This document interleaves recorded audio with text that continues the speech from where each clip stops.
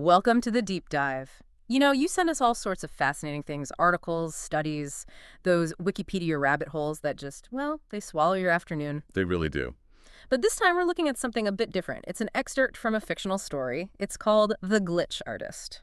Exactly. So yeah, instead of picking apart, say, facts or real-world events, we're going to explore the ideas woven into this narrative. Think of it like a deep dive into a what-if, using fiction to really dig into some pretty fundamental questions. And our mission today really is to unpack what The Glitch Artist seems to reveal about art, reality, consciousness, and this really compelling idea of the power within imperfection. Yeah.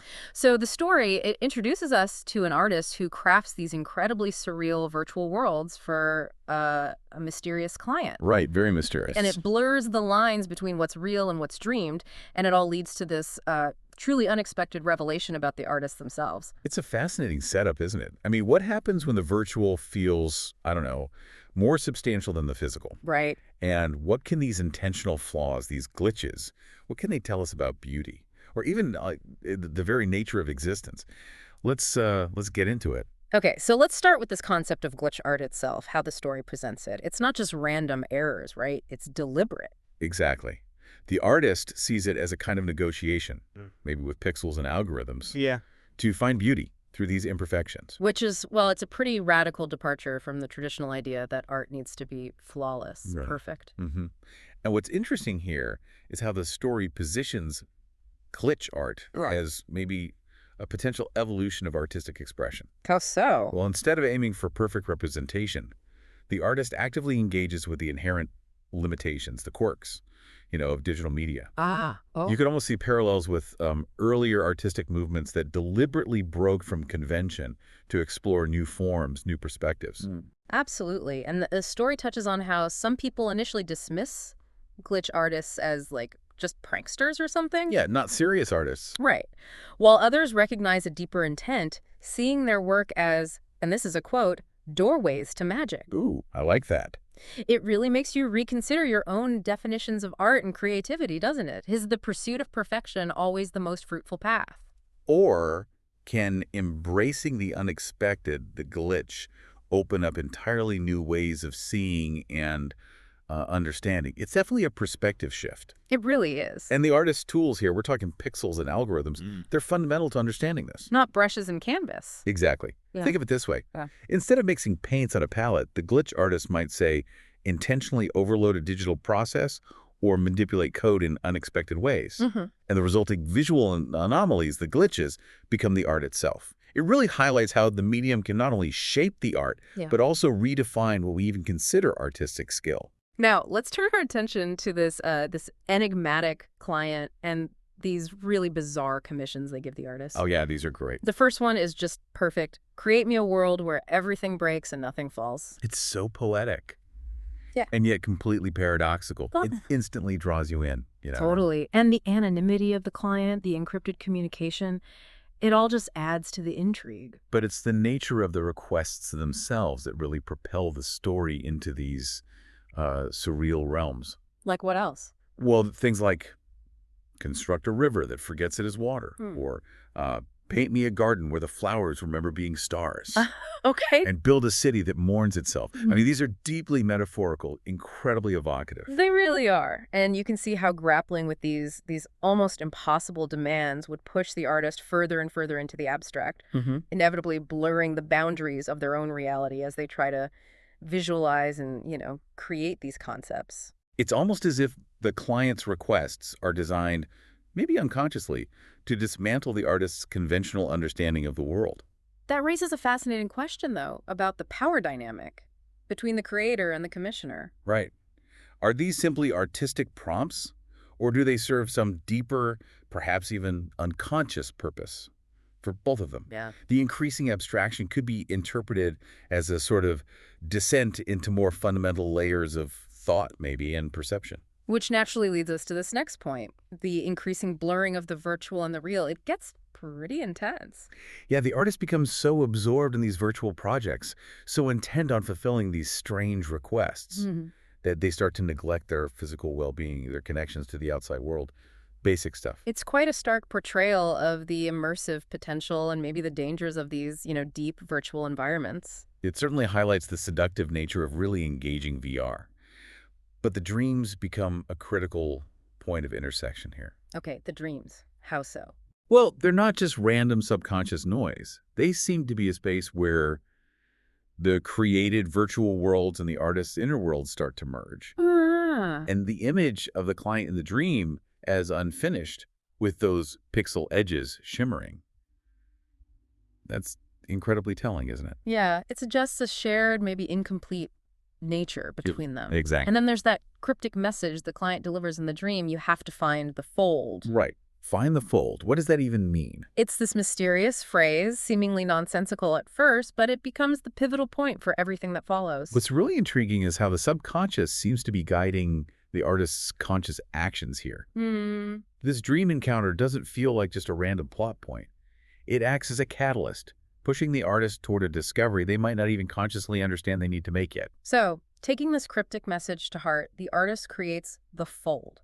This is the big one. Yeah. A virtual space that embodies pure contradiction, where the very rules of reality seem to be, well, suspended. Oceans made of mirrors, upside-down forests, cities that breathe. It's like a manifestation of deliberate illogicality. Right. And the story emphasizes that this isn't just some static, surreal landscape. It has this dynamic quality. It feels alive, doesn't it? With constant glitches and shifts. Yeah. It's the ultimate realization of the glitch artist's whole aesthetic, finding this strange kind of coherence and vibrancy within the broken and the illogical. But then, as this world, the fold, takes shape in the virtual realm, something even stranger starts happening back in the real world. What's that? Reality itself in the artist's physical loft begins to thin out. That's how the story puts it. Whoa, okay. It's as if the act of creating this hyper-unreal space is somehow weakening the fabric of their own perceived reality. Suggesting a much deeper connection between the artist and the virtual than we thought. Definitely. This thinning is such a powerful metaphor. It suggests that the boundaries we perceive between different states of being virtual, real, conscious, unconscious might be far more permeable than we usually assume. Yeah. It really sets the stage for the truly mind-bending revelation to come. And then comes the final commission, delivered with this sense of, I don't know, inevitability. Step through. Just step through. It's the ultimate invitation, or maybe a necessary step, across this boundary that's become so incredibly blurred. Yeah. And the moment the artist physically touches the client in that virtual space, everything shifts. Dramatic. This is where the story just takes this completely unexpected turn, right? Absolutely. The journey through forgotten dreams and abandoned possibilities, it isn't just symbolic. It's real for them. It's a descent into the artist's own lost memories. And the sudden, shocking realization hits them. The accident, the coma. Right. And the fact that the artist's consciousness had, in essence, become the VR environment itself. Wow.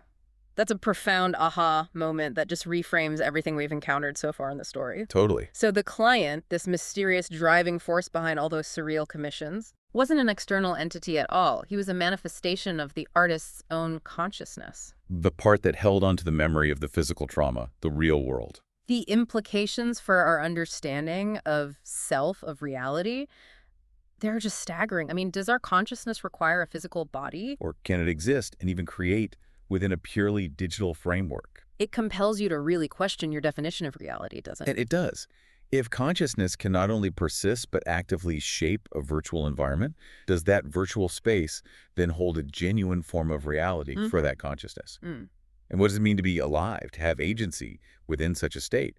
It really echoes some long-standing philosophical debates, but with this, modern technological twist. And yet, despite this incredible offer from the client part of self, the offer to stay and even rule this amazing, albeit fractured world of the fold, the artist feels this undeniable longing for the messy, imperfect, even painful real world. It's such a powerful statement, isn't it, about the fundamental pull of our physical existence with all its vulnerabilities. Even compared to godlike power in a virtual world. It really speaks to a deeply ingrained human desire for connection to a tangible world, a world of, actual sensory experiences and embodied interactions. Right. Even the allure of a seemingly limitless, controllable virtual realm just can't fully replace the fundamental experience of being physically present in an imperfect reality, So the artist makes the conscious choice to wake up. which the story describes as a difficult, painful return to their physical body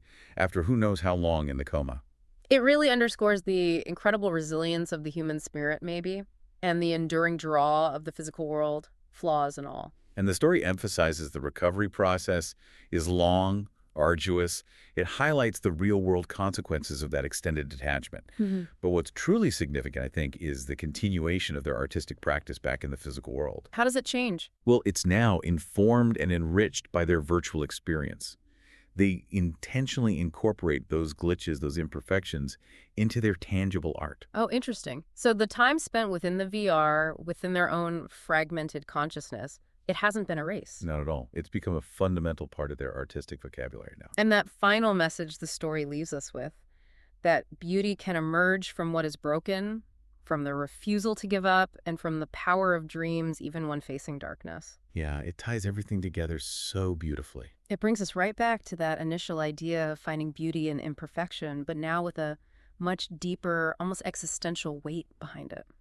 It really suggests that our own imperfections, the challenges and setbacks we all face, they aren't necessarily just weaknesses. Right. They can be catalysts for growth, for creativity, and ultimately for a richer understanding of ourselves and the world around us.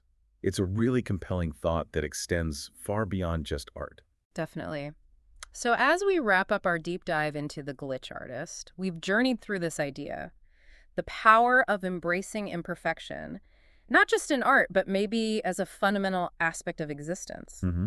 The story offers this provocative glimpse into the fluid nature of reality and the profound ways the virtual and the real can intersect or even merge. And ultimately, it feels like a celebration of the enduring strength of the human spirit and the intrinsic value we find in our tangible, albeit imperfect lives. Which leaves us with a final thought maybe for you, the listener, to consider. Okay. Think about the glitches in your own life or even in the world around you, those imperfections, those unexpected breaks in the pattern. Yeah. What unexpected beauty or insight might be hidden within them?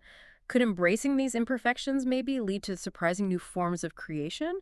Or perhaps a deeper, more nuanced understanding of things? It's definitely something to ponder. We encourage you to reflect on the themes we've explored today and how this fictional narrative might shape your own perspectives on art, technology, and the very fabric of reality. Yeah, lots to think about there. Thanks for diving deep with us.